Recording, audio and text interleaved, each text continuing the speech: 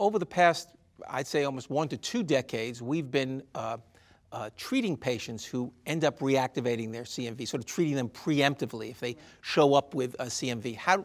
Explain that to me, and how frequently, what agents are used traditionally, and when you initiate therapy.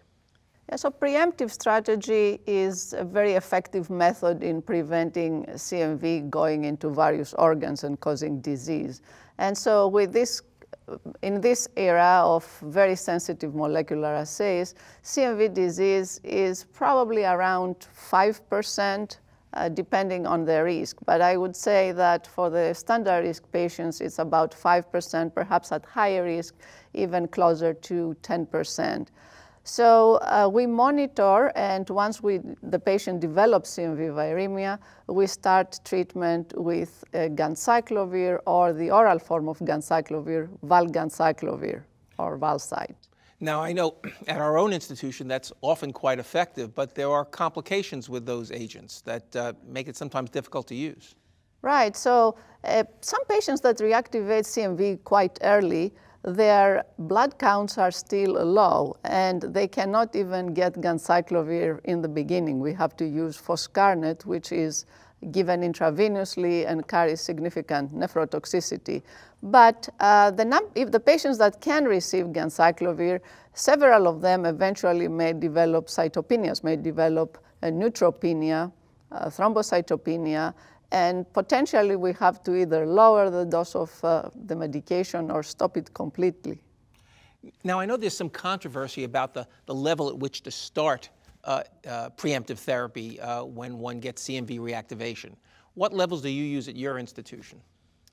We stratify patients as high risk and low risk. And the patients that are at high risk, we start actually at any detectable CMV viral load, even beyond the level of quantification. In the standard risk, we probably want to see a couple of consecutive positive viral loads. And I would say that if we see a trend of rising and about 500 international units, then we start treatment. Obviously, patients who get into trouble with cytopenias are susceptible to other infections, right? With bacterial infections and fungal infections. So it's not just the CMV itself that can cause complications, but it can actually be, there could be complications from the treatment of the CMV.